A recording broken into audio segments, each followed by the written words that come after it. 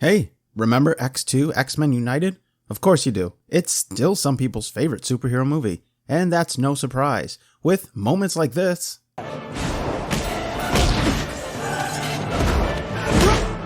And this.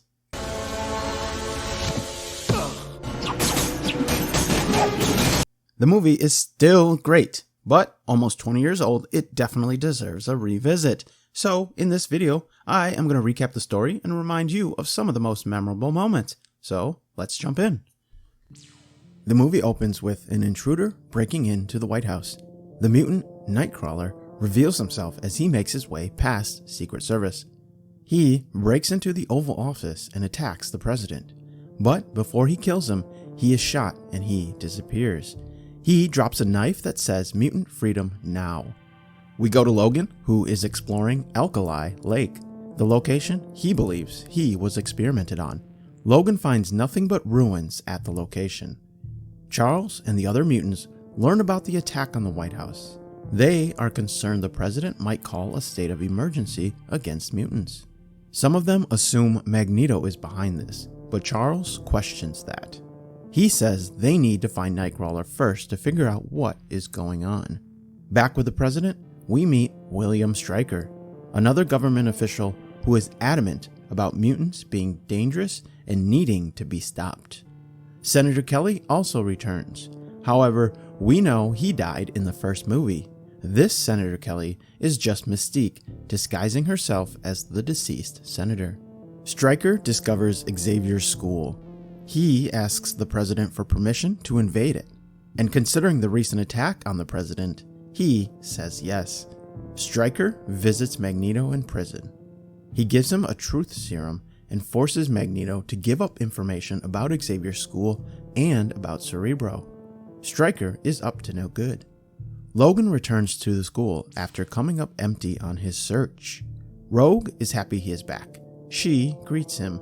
Logan is happy to see Jean again. Charles promises to continue helping Logan search for answers, but he says first they must find the mutant who attacked the White House.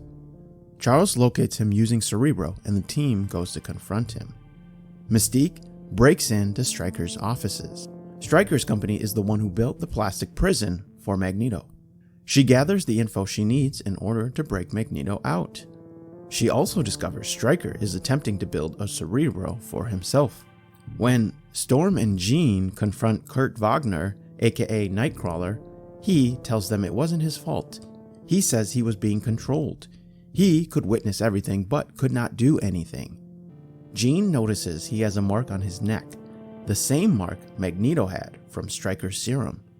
While Jean and Storm are unsure, we know Stryker was controlling him. Charles speaks with Magneto about the attack on the White House. We learn Stryker has a mutant son. He was once Charles Xavier's student, but Charles says he couldn't help him the way that Stryker wanted. Charles learns Magneto gave away all their secrets because of Stryker's serum. While in the prison, both of them are gassed and Charles is kidnapped by Stryker. Stryker's Black Ops team attacks the school. Wolverine and some of the students fight back. Some students are captured, but a few are able to escape. Stryker confronts Wolverine, telling him he remembers him, but Logan doesn't remember that Stryker is the one who put the adamantium in him. Stryker makes his way to Cerebro and gets what he needs to recreate his own. When Charles wakes in Stryker's facility, Stryker tells him his plan. He wants to use Charles and Cerebro to destroy all of the mutants. Stryker hates mutants because he claims his son, who has powers similar to Charles, is the reason his wife died. Stryker uses his son to try to control Charles' mind. Mystique injects iron into one of Magneto's security guards. Magneto uses it to escape his plastic prison. Logan, Rogue, and a couple of the students go to one of their houses while on the run. Bobby tells his parents about being a mutant, and they become frightened. They call the cops behind his back. When the cops show up, one of the students attacks them. Storm and Jean show up to get them out of there. On their flight back, they are attacked by military jets. Jean tries to stop the missiles, but is unable to focus. They are hit and they go down. But before they crash, Magneto catches their ship. Magneto informs them about Stryker and what he is up to. He wants to team up with them to stop Stryker.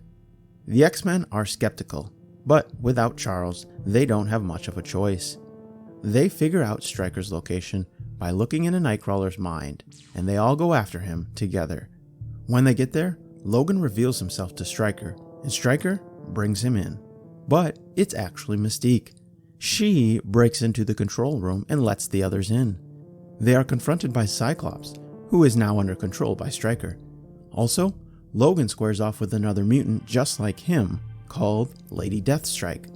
They fight in the very room both of them were created. Stryker is able to get Charles and Jason to Cerebro. He initiates the process to kill all the mutants. Only Magneto is able to resist the attack because of his helmet. Magneto makes his way into Cerebro and stops Jason from controlling Charles. But instead of just stopping it, he rearranges Cerebro so that it affects non-mutants. Magneto reinitiates the attack, and Charles is now targeting and killing all humans. Nightcrawler gets Storm inside Cerebro, and she freezes Jason out. Charles regains control and stops just in time before people die. They are able to rescue the children, and they make their way out of the base before it collapses. Logan ties up Stryker and leaves him to die. The dam breaks and the ship is unable to get off the ground in time. Jean makes a choice to sacrifice herself to stop the water as the rest of them fly away. In the aftermath, Charles shows up to have a chat with the president. He tells him about Stryker and the truth, and that some humans are just as dangerous as mutants. Back at the school, both Logan and Scott grieve over Jean and question whether or not there was another way, but Charles tells them she made a choice. Charles and the others continue to teach and help the young mutants find their place. The end.